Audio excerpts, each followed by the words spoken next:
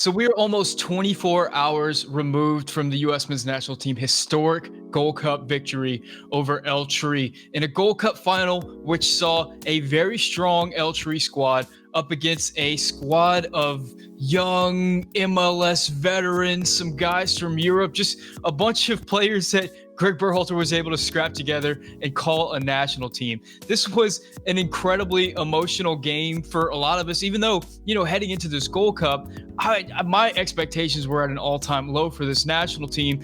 I didn't think that this team would be able to come together. I was worried they were even going to get out of the group. So just reflecting on how well they played and just eventually the fact that they became champions is pretty incredible. And I want to reflect on that, and I want to talk about what this squad means, what this victory means moving forward into World Cup qualification, which is only a month away. So I brought in a man who I believe can help me do it. This is Caleb Adams. Caleb is the creative content coordinator for Charlotte Football Club.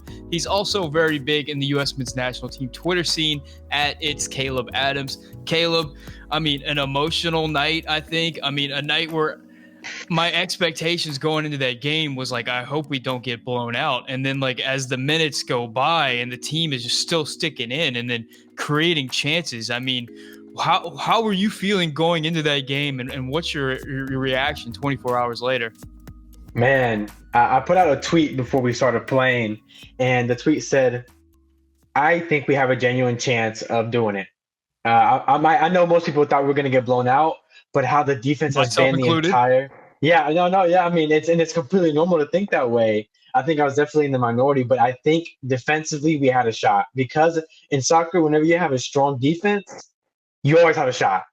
You always have a shot. And of course, we're still being outclassed in that aspect with the attack that they had, but I think that we had a shot with the defense that we've seen from Robinson, from Sands, Vines, and more in Cannon. I thought we had a chance because of our defense. But Well, still, that was one thing going in where we saw George Bello was getting the start, and I was completely surprised by that. And just the idea of, what is he, 18, 19-year-old George 19, Bello, yeah. who's still this player that we know has so much talent and so much potential, but's just never really shown it for Atlanta United on a consistent basis, going up against Tecatito Corona, one of the most feared wingers in the entire region.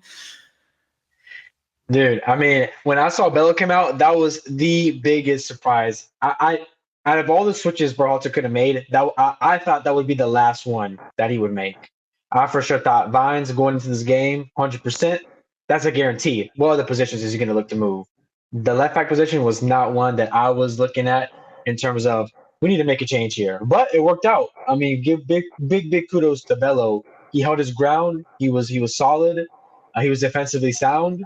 And he had a lot to do with in that first half. A lot. Did he? Mexico was bringing wave after wave of attack down that left flank. He had Matthew Hoppe ahead of him, who is probably our weaker defensive winger. Mm-hmm. So he didn't have that help. He did have Miles Robinson and Kellen Acosta, who just put in an absolute shift. And I think if I'm thinking about this tournament, whenever I look back on it, it's going to be the defense. Throughout this tournament, the U.S. didn't score that many goals, but we only let in one goal to Martinique. That was a penalty.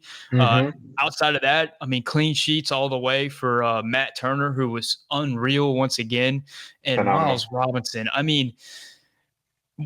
There's so many players that really just elevated themselves in the eyes of the fan base and in the depth chart. But Miles Robinson. Coming into this tournament, I thought that he was going to be the rock defensively for this squad, but I still thought he'd be on the outside looking in for the depth chart. But almost almost unanimously across the board in the fan base, people are saying either I want to see him start next to John Brooks in qualifiers, or I wouldn't be upset seeing him start in qualifiers next to John Brooks, which is, it was just a remarkable rise for Robinson. It's crazy. So many times I have been talking to people about Robinson online. A lot of people were saying, how is he even part of your depth squad when he's been okay at Atlanta? But there's something about Robinson when it comes to his 1v1 defending, when it comes to just this complete package of the game that I think very few of our center backs have in the pool. Mark McKenzie, he's great with his feet. He's great at he's pretty athletic, not nearly as athletic as Robinson, but McKenzie lacks height. Robinson brings that. He's more athletic. He brings that athleticism. He also brings that physical presence, and he brings the ability to 1v1 defend really well. Of course, one of the best in my opinion in the pool, but can also play at the back. He's very composed.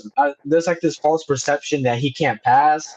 I don't know where it came from, and maybe initially out of college when he came out of Clemson, he couldn't pass, but he's definitely developed that game, and you should see him in the MLS. He's pinging diagonals left and right when he has time, of course. Under pressure, like Mexico, you're just not gonna be able to do that. We just can't play out of the back with that specific squad that we had. But he was unbelievable. Definitely deserves a shout for that starting Absolutely. position beside Brooks. And I think you bring up a good point because so often whenever I hear people talk about the center back discussion, it's always who is the best center back. But I don't think that that's the correct discussion. It should be who is the best complement to John Brooks. And that's why Aaron Long was so long that player, because if you compare him to say like Matt Miazga, who was he's probably the second best at that in that era center back, but he was just so limited with his range that pairing Miazga with Brooks is just a recipe to just get balls in over the top. Whereas Aaron Long had that athleticism that could compensate for Brooks's inability, his range issues.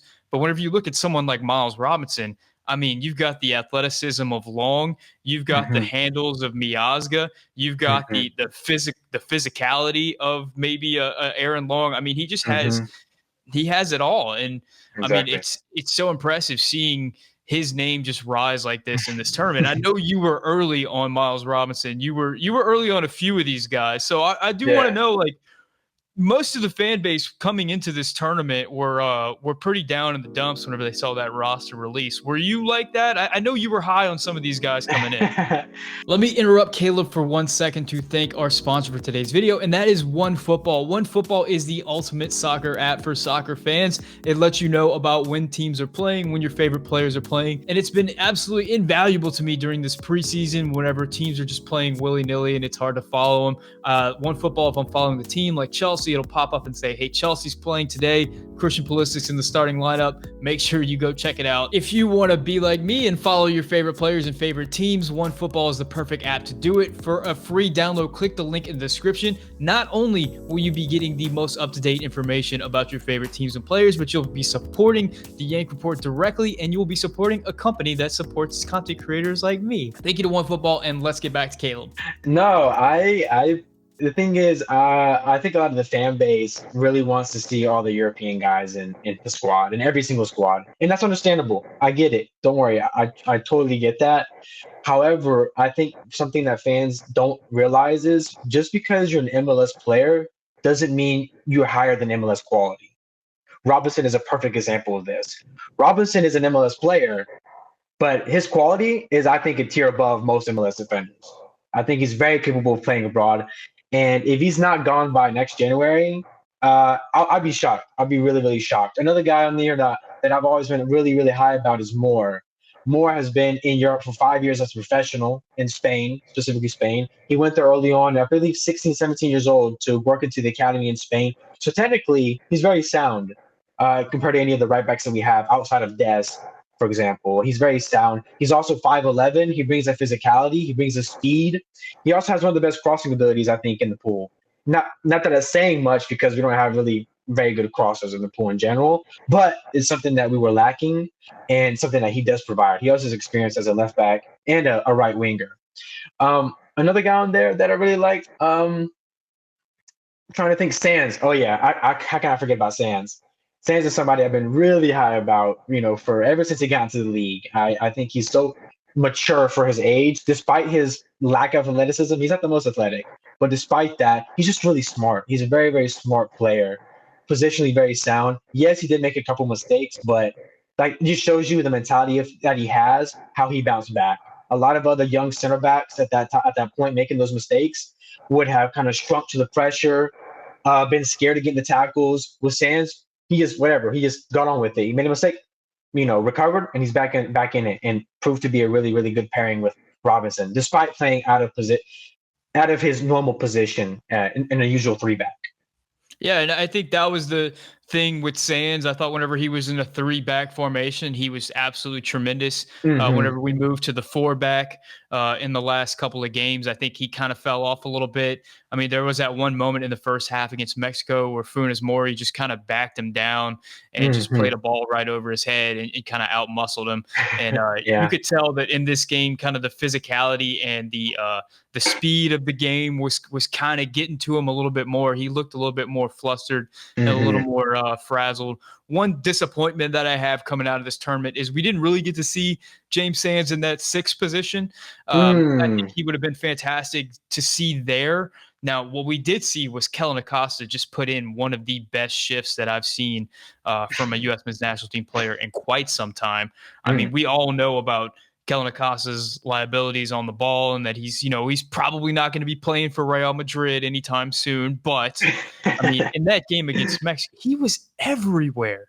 Mm. He was everywhere. I mean, and up against some good players in Hector Herrera and Junior Dos Santos in the Yep. middle. Just held his own and then some. And really, so many of the U.S. men's national team's opportunities in that game came from Kellen Acosta winning balls. I That's mean, right. Absolutely. Man, Acosta, I know fans have been when he first got brought into camp for the Nations League, and he brought into the earlier camps. I think back early in the friendlies that we had this year. A lot of fans were really like shocked. I can't lie, I was definitely like, this is interesting. I can see the potential. I can see why Costa's being brought up. But I would like to explore younger options, options that we haven't seen before. And so even myself, even though I do like Acosta, his club form mixed with the fact that we have other kind of prospects who can play that 6th position that we haven't seen before, kind of I think turned off a lot of people, including myself. I was like, I don't really know about this. But I think the thing that really stands out about Acosta compared to really any other 6 that we have into this pool is his physical presence. If you notice, our team plays way better when we have bigger, faster, and stronger midfielders in there. I think having someone like Buzio kind of showed us how we can get exposed. I think he needs to have 2 box to box beside him. But Acosta brings that physical presence in that position. He's just fast and he has an endless engine. yeah, and when we had Jackson Ewell back there, Jackson Ewell lacked that Exactly. physicality side. He wasn't bringing that, and he also wasn't doing the distribution that we wanted from him. He was just kind of a deer in the headlights. So he was just Yeah. losing on both ends. Acosta, you at least know that you're getting that physicality, and you also are getting a wise head out there on the field, Hmm. a guy who's well versed in the CONCACAF. I mean, we saw what he did in that Qatar game during that penalty kick, and Love it. we also saw in this game what he can do on set pieces and his deliveries. He had 2 set pieces, one on that game winner, and the other Hmm. was a set piece right at Giassi Zardes, where Zardes kind of, I don't know what exactly, it hit him in He, like the stomach or he something, did but his artist move. exactly. Whatever you think a Zardes move is what he did. But yeah, his set piece delivery was fantastic.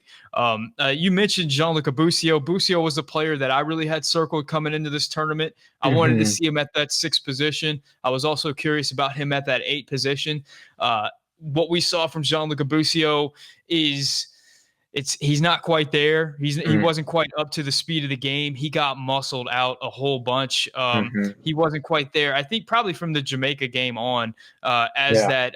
as the tempo just got stepped up another notch and the Hmm. physicality was there, Busio kind of shrunk.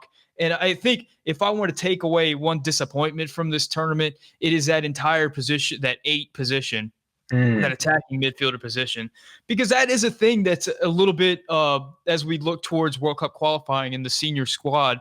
That's a position where we don't have really solid penciled in starters. I mean, we have Weston McKennie, we have Yunus Musa, but after Mhm. that, it's Sebastian Leggett and Mhm. then Luca Della Torre, Julian Green, Taylor Yeah. Booth, Tanner Tess. I mean, we don't know who it is. And that was one Yeah. thing that I was disappointed. We saw a little bit of Eric Williamson, not a whole lot, but and Leggett didn't really have a great tournament. So what are your thoughts there in that 8 pool? And the 8 pool, yeah, that's something that I've kind of been struggling with myself. I think we have a lot of different types of 8s in our pool.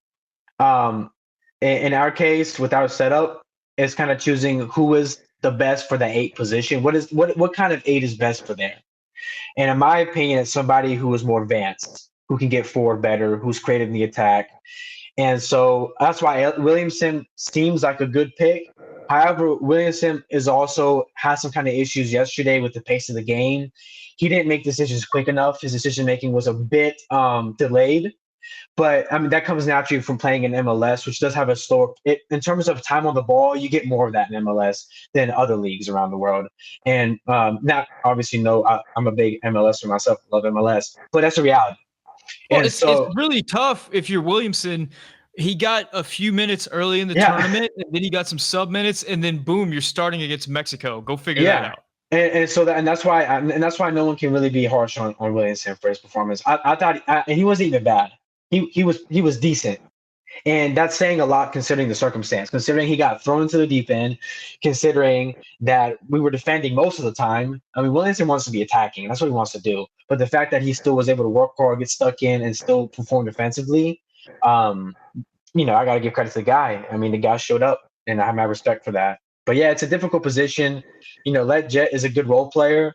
Long term, he's not the guy, but he's been putting in a shift. He puts in hard work, and he's also good at recovering and defensive side of the game too. So yeah, he had some big time throughout. That's the thing with Jet. He does provide the defensive stability, but going forward, you're not going to get much out of him in terms of going forward. Now let's move to the front line. And I think whenever the roster came out, the biggest criticism of all from all the fans was just the winger position, bringing in a couple of forwards and Joaquini and Matthew Hoppe as wingers. And I believe you can find the Yank Report video where I reviewed the lineup release, where I said, I've seen Matthew Hoppe. I've seen all of his games for Schalke. The dude ain't a winger. He's a forward that likes to get in behind. I don't know if he has the ball skills. I've never seen him try to take anybody on. This is going to be a disaster out there on the wing. I have no idea what's going on there. And then he shows up to this tournament, and he's not only a decent winger, but he's the most creative, most offensive threat that we have out there. And he was CONCACAFing. He was out there. He was selling the fouls. I mean, he was hitting people's faces. He had that one play where he stared down that Mexican attacker who had just won a foul and then just kicked the ball away. It's like, I had no idea Matthew Hoppe did any of this. Yeah. Matthew Hoppe was definitely he definitely showed that he's a lot more than just a good poacher, which is what he was kind of forced into at Schalke. He comes from, the Barcelona residency program here in the U.S., and any player that comes out of there is going to be very technically sound. I knew Hoppe was very technically sound, but Flair and technically sound are different things. He's technically sound, and he has that flair. We haven't seen much of that flair. We've seen a bit of it here and there. He's been creative, he's brave, but we really got to see it on full display at this tournament. And I think that's something that's caught a lot of people off guard, including myself. I knew he was capable of having tight control in tight spaces, being able to do quick turns, a little fake shot, cuts like that. But we saw like a whole different type of Hoppe there, because I think he was given that freedom. I remember thinking, well, he's never going to cross the ball. And he played in some of the best crosses of the tournament. Yeah. I can't remember all of them, but I believe there was one against Qatar that was incredible that wasn't put away. And then there was the one in this game where he serves it into Zardes, and Zardes kind of chests it in and is in on goal. It eventually gets called back as offsides. Probably wasn't an offsides. But that moment for Hoppe was just – I mean, it was a level of class that we haven't seen from anybody else on the U.S. in this tournament. I was just so impressed by him. Yeah, he was. If you just see, you can tell the difference. You stand out when it comes to quality, when it comes to your tight control in little spaces. That's where the best players stand out. That's where the difference between Premier League players and MLS players is. It's that tight control and ability to move it quickly and to do quick turns and have great control. And Hoppe just was a step above everyone else. And it was so obvious. It was just so blatantly obvious to everyone. Even people who had no idea who Hoppe was, they're like, man, this dude is incredible. I mean, it's just so blatantly obvious. There's no way And around he it. let you know. He Yeah, let you know. exactly. He wasn't shy about it. Now let's move on to the striker position. This is one coming in. Everybody had Daryl DK circled. Daryl DK comes into this tournament and he does not look right. He looks tired. He, of course, had that shoulder injury, but even before the shoulder injury, he looks like a shell of the Daryl DK that we've been seeing at Orlando City and at Barnsley before that. Ends up not having a great tournament and sets the stage for the unlikeliest of comeback stories, and that is suddenly U.S. men's national team Twitter is all abuzz for Giassi Zardes. I see guys with Giassi Zardes avatars. I see people calling for Giassi Zardes to be called into World Cup qualifying. Well, what in the world happened there? Yeah, I mean, look, I think I don't care. I don't care how much of a Jazzy Zardes fanboy you were. None of us had Zardes as a striker. None of us wanted to see Zardes starting as a striker. People thought he should be. Some people think he should be part of the pool, but no one has him over DK in the current state of things or before this tournament. And man, Zardes he did what Zardes does, man. One thing that I think he gets enough credit for is his touch and hold up play has improved Oh, since it has. since we saw him predominantly years ago, a couple years ago. Zardes, if you watch him in MLS, he does a great job of holding up play. For the other more dynamic attackers like Santos and Ryan in MLS, he's a guy who facilitates a lot of that and allows guys to play however they want, and he link up all that. And that's one thing that I think he's really improved in the past few years here and has made him a more legitimate option to be in that striker pool still. But I mean, and on DK's part, I don't think all the blame should be on DK. I think that he has been playing for a year and a half straight. He got hurt. He hurt his arm. I forgot what game it was. I think it was the either Jamaica or Canada game. I think one of those Canada, I two. believe. One of those One of two. those, I yeah. know that. Um, and I think he was fatigued. He was also hurt a bit, and also we couldn't feed him. I mean, he strives getting it behind and getting fed the ball. If you feed him the ball, he'll score goals. But we just couldn't feed him in those games in the knockout stages and in Canada. But when the stuff that was in his control, such as hold up play, such as taking touches, such as relieving pressure, he just was not. He just was not cutting it. He just wasn't up to par in that aspect. And you mentioned the hold up play with Zardes, and every now and then I see like fans roll their eyes at hold up play, like it's just like a overused thing that doesn't really mean anything. But like Zardes's hold up play in this Mexico game is what allowed the U.S. to compete with Mexico, because the U.S. could not successfully play it out of Mexico's press reliably. They had to hoof it up to Zardes more often than not. And Zardes won his fair share of aerial duels and allowed the U.S. to break out of pressure. I mean, his tireless effort and his work rate at the end of the game on the press, it was what created the goal in the Qatar game that allowed Sebastian Lletget to recover the ball and set up the ending goal. He was just tireless. So an incredible arc for Giassi Zardes. But if we want to talk about incredible storybook arcs, I think that there's one more person that we need to talk about, and that's Greg Berhalter. Because coming into this tournament, despite winning the Nations League, I think fans were still just not happy with Greg Berhalter.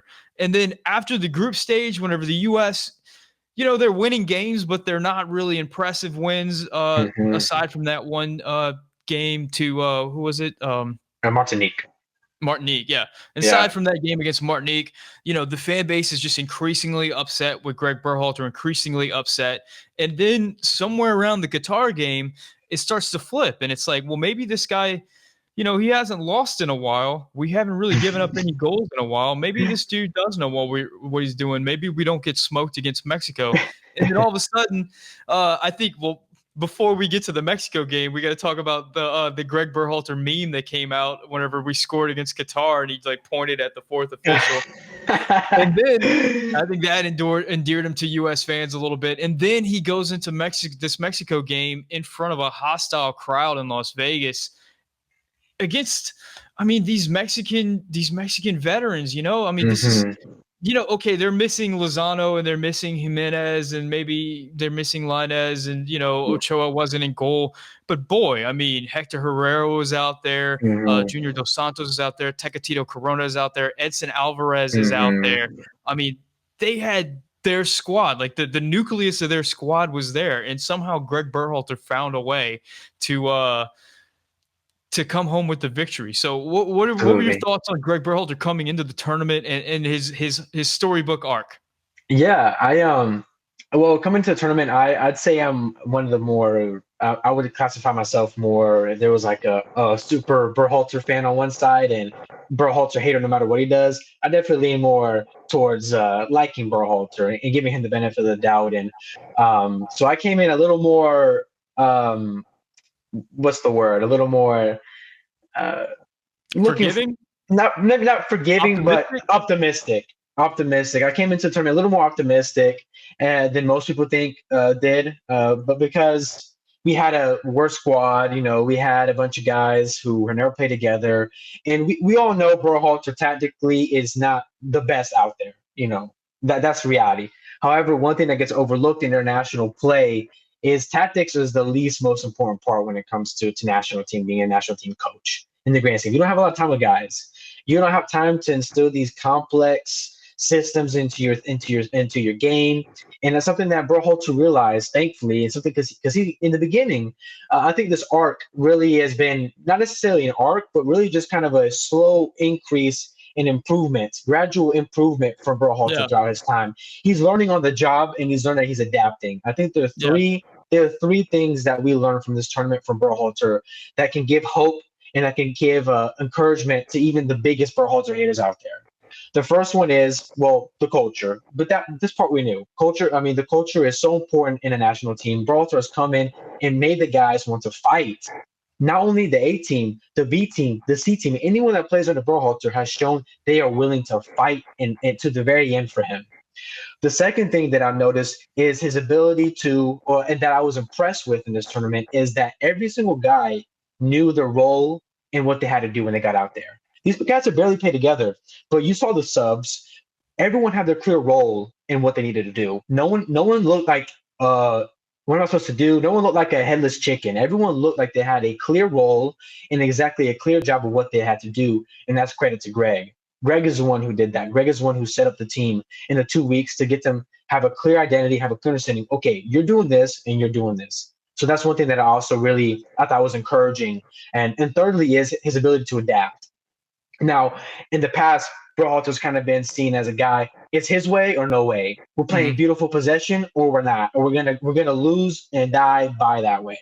But in this tournament, I think we saw that Greg is becoming even more adaptable. We saw halftime adjustments that turned out to be really helpful. We've seen him make the right calls with subs, stuff that he struggled with before, like subbing at good times, good players, and as well tactical adjustments. And in this tournament, we saw that as well, his ability to adapt and learning on the job. And I think that should be very encouraging for anybody who's a U.S. fan and even the biggest Berhalter haters. Yeah, I know. I know one thing that was one of the things said about Berhalter when coming into the tournament is that like he has his favorites and he's going to play these guys no matter what. We saw Jackson Ewell come in the first game, not play very well at all, and then we saw Greg move away from him, and he got, I think, a few substitute minutes after that, but he wasn't a part of the team much after that. And that's something that we've seen in the past. He's moved on from players like let's see, Giassi Zardes was a big part of the team during the Gold Cup in 2019. Christian Roldan, big part of the team. Will Trapp, Michael Bradley, Josie Altidore. All these players have kind of been pushed aside. Now, some of them did come back in this Gold Cup, like Zardes. He came through whenever he was called upon. Roldan had some big moments as well. But I think we've seen that, being Greg's favorite is not necessarily a thing that's gonna allow you to get through everything. And the second point you made, I think, is really important because, you said he's got these players wanting to play for him and knowing their role.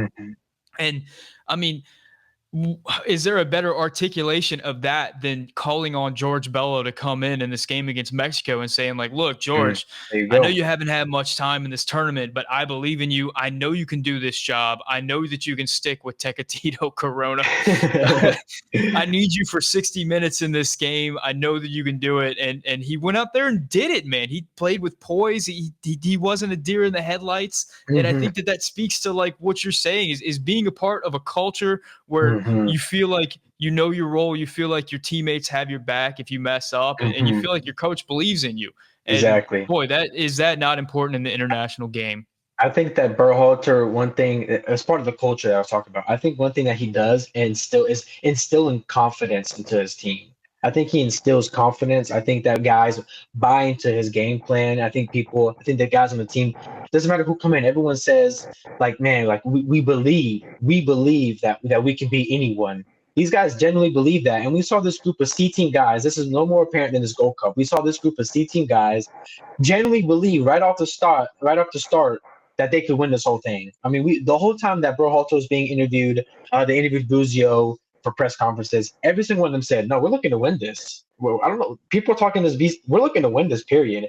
And from the very beginning, these guys, they genuinely had a real belief that they could win this from the very beginning. And that is all credit to Greg instilling that confidence and creating that winning culture early on here in his tenure. It's credit to Greg, and it's also credit to just this new class of player that's being developed in these US academies. I mean, you mentioned the Barca Academy earlier. A lot of these players have come in through MLS academies, and whenever they come through those academies, it's not just about getting to MLS and that's the end of the journey. It's about being one of the best players in the world. And I think that they had that mentality that's different than we've seen in like generations past for the U.S. men's national team.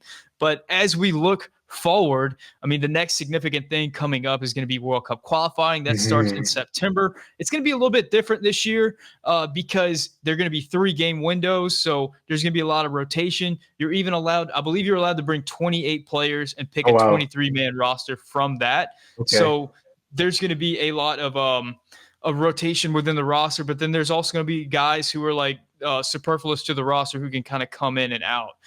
So yeah. I'm curious moving forward. There were so many guys that just had meteoric rises, and let's start from the back. We didn't really talk about Matt Turner in our discussion about the Gold Cup, but boy, I mean, going from a possible player that might make the Gold Cup to being discussed as the number one. I mean, going up against 2 European players, going up against a goalie who's playing for Manchester City, and his squad was in the Champions League final. What are your thoughts on Matt Turner from this tournament? And Matt Turner moving forward, where do you have him in your depth chart? Ooh, that's a really difficult question. I think one of the most difficult decisions Greg is going to have if he's thinking this way is that goalkeeper position. I think that Matt Turner really showed everyone. If you're an MLS fan, you know Matt Turner is arguably the best keeper in the league. It's between him and Blake. And statistically, Matt Turner has been the best keeper in the league for a couple of years now. Unbelievable shot stopper. He has some crazy stats that you would look at and you'd be like, that's unsustainable under normal circumstances. But he's been doing it for more than 2 years now. And I think most people's concern about Matt Turner, they didn't come from shot stopping. I think everyone sort of knew what to expect from him. A great shot stopper. And I think he really proved in this tournament that he may be the best one out of the 3 that we have. But the concern was his ability to play with the feet. And Greg Berhalter did make a good decision by making him play long instead of trying to force him to play out of the back, which I think he had forced that with Stefan because Stefan does have better feet, but I don't think Stefan is necessarily all that great in distribution that warrants us having to play from out of the back. I think it's cost the team mistakes in the past, and I think it's also cost Man City mistakes forcing Stefan to play under pressure. However, with that said, Matt Turner, I think he's perfectly he is maybe not he's the worst on the ball out of these 3, but he's good enough for a World Cup qualifying. And I think against superior teams like France's, the Portugals, the Englands, we're not going to play out of the back anyway. So for me, I'm looking at the goalkeeper position as who's going to keep goals out of the net? When we play the better teams in World Cup qualifying, we're not going to be playing pretty out of the back against some of these stacked European teams. We're just not. So for me, I want the guy I feel most comfortable, who's going to give me the most saves that I think we could possibly get. So that really is my number one concern and what I'm looking for when it comes to my depth chart in terms of goalkeepers. So really, I personally, my number one, I think right now is Horvath. And because I think Horvath actually provides the best balance between the two options. I think Horvath has top shot stopping skills, but I also think he's a little more composed on the balls to where we could play out of the back if we needed to. So I think he's a good in between.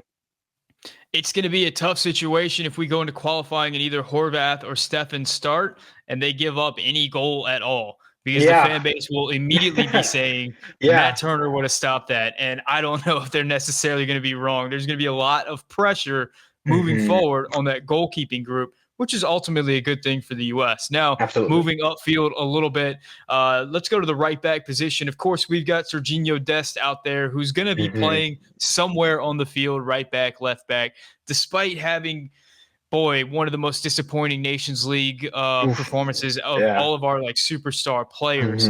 Now, that being said, we did get to see Shaq Moore in this tournament. We do know that Julian Araujo is out there. We know that Joe Scally is out there. We know that Brian Reynolds is out there. We know that Reggie Cannon is out there. What are your thoughts kind of going into qualifying for that right back position? I think with the lack of left back depth, I think Berhalter is going to call up 3 right backs and 1 left back. So you don't think that Sam Vines makes a roster? I don't simply because of the fact that that Dest, I think right now is still the best choice at left back. But I think I'm thinking how Berhalter's thinking right now. I think he thinks that Dest is the best at that left back position currently. But I also think that Robinson, he's shown confidence in him, and Vines, it could definitely have that position. It could be Robinson, but could also be Vines. But I do think Robinson will get that edge over Vines there. So I think he's going to bring up 3 right backs. Obviously, Dest will be the first one. That's obviously always guaranteed to be marked in there. The other 2 is when it gets a bit trickier. In my opinion, for me, the other 2 should be Yedlin, and the third should be Moore. My thought process is in World Cup qualifying, Yedlin has that experience. Yedlin has that fight still. Yedlin, when he's playing consistently in a club in Europe, should 100% be in that group. And he's only 27. He's not like 32, 33. He's still very much in his prime and can put in the shift for us and bring that leadership and maturity in a very young A team that we have. I mean, we have a really young A team. It's younger than this team we just played yesterday.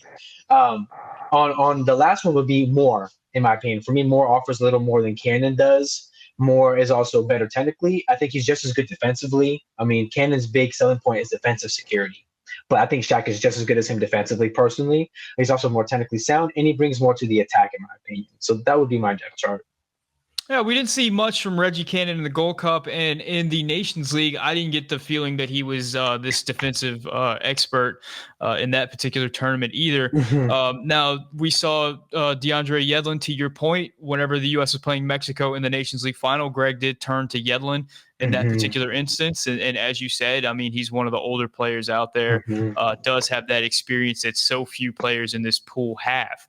Now, let's move to the center back position. And previously, Greg has been calling in 5 center backs, one of them being Tim Ream, who he sort of looks at as a safety net left back should he need to get in that position, or if he wants to play in a back 3. Ream was one of the few center backs that really had handles outside of John Brooks. But I think things have changed slightly. And going into this season, Miles Robinson coming off a tremendous Gold Cup. We have Walker Zimmerman, who actually played really well in the Gold Cup previously to getting injured. But we also have Chris Richards out there who is going to be playing. We don't really know yet where he's going to be playing. He's in, I believe he's still at Bayern, but could be getting loaned out. So we'll see kind of what happens with that. Of course, we have John Brooks. Of course, we have Mark McKenzie, who put in a quality shift during Nations League. And then we have some other guys out there like Eric Palmer-Brown and CCV and, guys like that. So what are your thoughts moving into this center back position. Do you think Tim Ream's days are over? Do you think we take 4 center backs? Like, what do you think is going to happen here? I think Team Room's definitely done. I think Yeah, I agree. I think at this point we've shown that our center back depth is more than capable in hanging in CONCACAF. Ream was there initially because he has that experience, but McKenzie now has that experience. So does Robinson now. Brooks has that experience. The only one who doesn't have experience, ironically, is Richards. Considering in terms of club experience, he's higher in terms of that aspect compared to say McKenzie and Robinson, because he has been playing in the Bundesliga consistently this past season. I think if he does call it 5 center backs, which I think the only reason you'd want to do that is if you bring Sands as a flex position between that 6 and that center back role. It also allows us to have more depth in case you want to switch to a 3 back. So I do think bringing 5 center backs is a good idea if that 5th center back can flex between a center back position and a 6 position or a 3 back system. And Sands is the only guy in the pool that can do that currently. So he's somebody that we can bring in as that 5th center back who can, if you want to play a 4 back, it's okay. He can be a backup to the 6 or any center back positions. Or if you want to switch to 3 back, boom, we can slot him right in. So I think he's a great flex pick for us and really one of the only guys, the only guy that can provide for us that and that. But I think in terms of the other 4, Brooks, I think, is obviously going to be in there. He's our best center back. Brooks is our best center back, period, and we need to get the most out of him. And like you were saying to your earlier point, we need to partner him with somebody who suits him the best to get the most out of our best center back. We need to be complimenting Brooks, not the other way around, right? And so, in my opinion, the best ones that do that are Richards and they are Robinson. McKenzie's he's not athletic enough. He's also not tall enough, unfortunately. But technically, he's very sound. And the 3 back, I could see him in there. But yeah, I think the question of that right center back, though, who starts Richards or Robinson or McKenzie, is up in the air. Yeah, and I think we said earlier that we're going to be bringing bigger rosters to qualifying, so we probably will see a situation where James Sands gets in there. Yeah, I think we've seen a few times where if the U.S. has a lead late, Greg Berhalter likes to bring on a 3rd center back and switch to a back 5. And I don't know who would be better in that situation than James Sands. Reads the game so well, is so comfortable in that back 3. If you want to hold the ball in possession and just let the clock tick away, who better than James Sands in the pool to bring in to solidify that? Now, I think we have an idea who we want for that number 6 role. I think it's going to be Tyler Adams at the top, and then Kellen Acosta, and then James Sands as that like utility player behind him. Now, move upfield. We talked about the 8s earlier. Boy, my thought is that heading into World Cup qualifying, I've seen so many times Greg Berhalter just goes really conservative right up front. You know, he went conservative in the Nations League early on. He went very conservative in the Gold Cup in that first game. I have a feeling that this first round of qualifying, he's not going to experiment a whole lot. I don't think that we're going to see Caden Clark, even if he just has a fantastic few months in MLS. I think it's going to be a lot of the guys we've seen before, but I'm going to put it on you. Pick 4 8s for qualifying, and we got to remember that Yunus Musa is probably out. Dang. Yeah, put me on the spot here. That's, I think, from my opinion, the hardest really of the depth chart. It's tough, to decide. Well, we'll just start with the definite ones. Do you want me to give you just my personal ones, or do you want me to give you the ones I think Greg would pick? Let's do both. Okay. Well, I think the Greg choices will be McKennie. I think it'll be like Jet. I think that we will see. Oh man, I do think we'll see Luca de la Torre. Believe it or not, I think Luca de la Torre got invited by Greg to the Gold Cup. Yeah. So Greg definitely rates him. Greg definitely wants to see more of him. And I think his decision to start playing club early and get in form, I think is influenced. It was influenced by getting into the qualifying group, into the World Cup qualifiers. I think that's why basically Luca de la Torre, he sacrificed the Gold Cup. Because I think he knows he's going to get these minutes in September at the World Cup qualifying. I got that impression as well. Same, yeah. So I think Luca de la Torre will be there. That 4th one, man, I don't think Williamson's going to get it. I have no idea. I really have no idea who that 4th. Yeah, me either, man. I mean, no we've idea. we've got some interesting options out there. Like Taylor Booth is floating out there. He's in Yeah. preseason with Bayern Munich right now. Tanner Tessman's going to be at Venezia along with Busio. Those are Yeah. Tanner Tessman and Taylor Booth are like box to box options that are pretty safe. But outside of that, man, I'm not sure where he's going to go with that. There's the sexy pick that all the fans want, which is moving either Gio Reyna or Brennan Aronson Yeah. into that midfield position, which Yeah. might be an eventuality, but I don't think that it's going to happen in this tournament, in the qualifying. No, I think that I think if we do play a 4-3-3, these guys will be on the wing.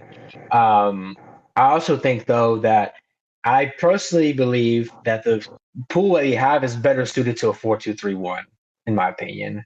I think that we're not deep enough at 6 to, or it really in terms of right now, 8s are up in the air. Like we have like such a big question mark with 8s, but we have 4 solid guys with McKennie, Adams, Acosta. It could be Sands, or it could be Luca de la Torre, who could work in that dual pivot. And so I think that kind of suits our kind of shorter midfield depth right now that we have, because no one's really stood out.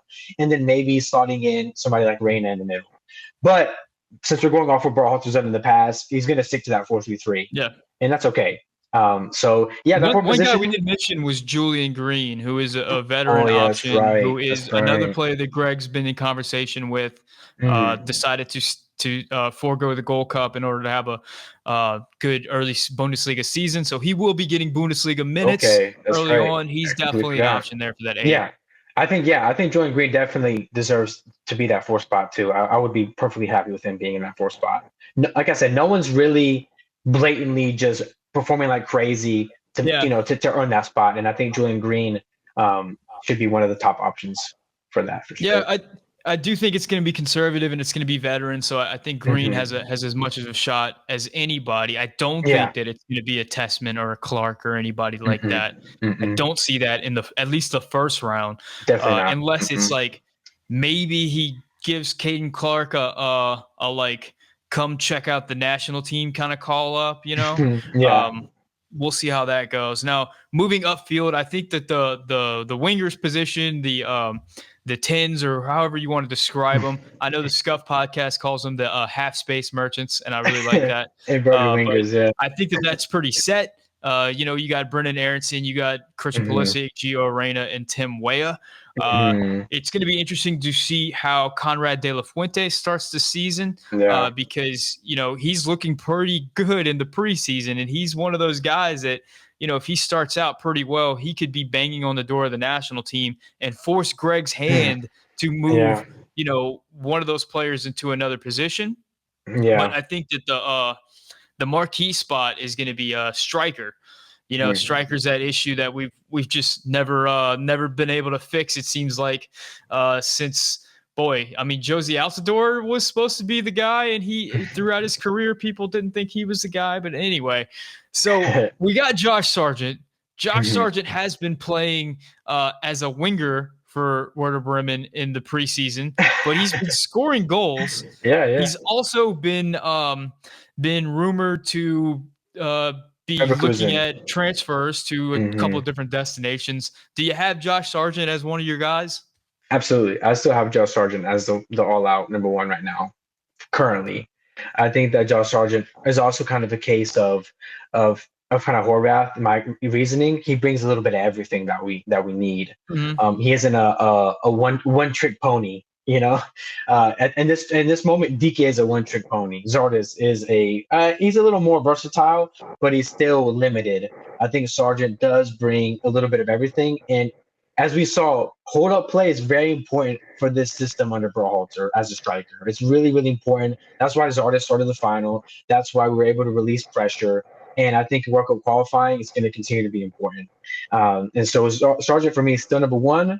Number 2 is I'm still going to put DK there because he provides something different out of anyone in the pool. He's just athletically just extremely well gifted. He has great running and behind ability. He's also a great finisher, physical, can win headers. And then third is Zardes. I do have Zardes, which is crazy for me to say.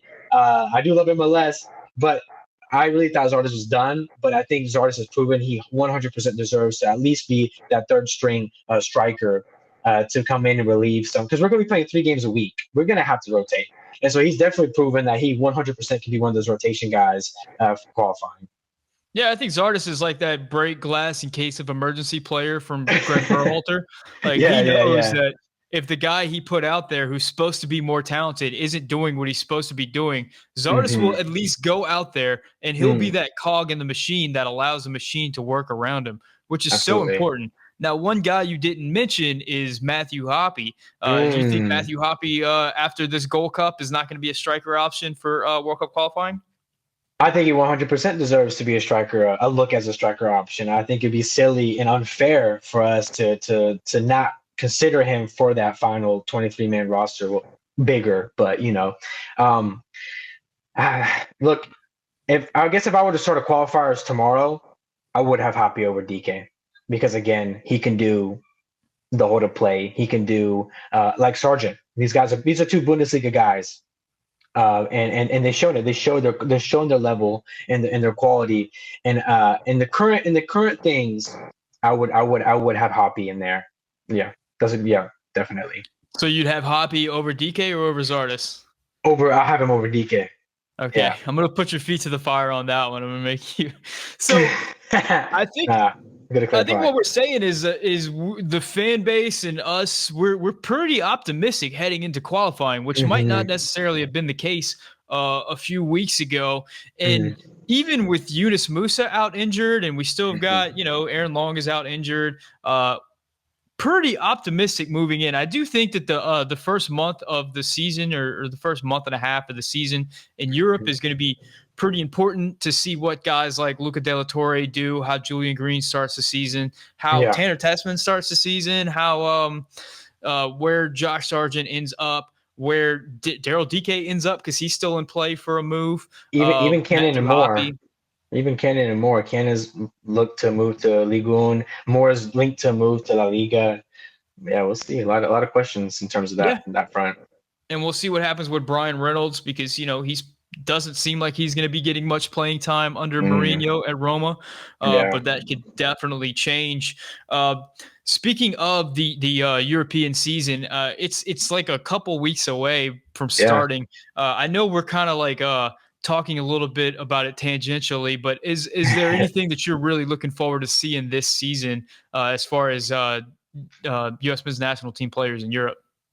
Man, I'm looking forward. I think this is probably the most. I mean, last year was really one of the most exciting seasons ever for U.S. fans because we saw it was 9 guys in Champions League, 11 total. It was 2 in Europa League, and just seeing these guys compete at the highest levels again, and especially seeing if these guys can take their game to the next level. Pulisic is one of them. Reina is now number 7.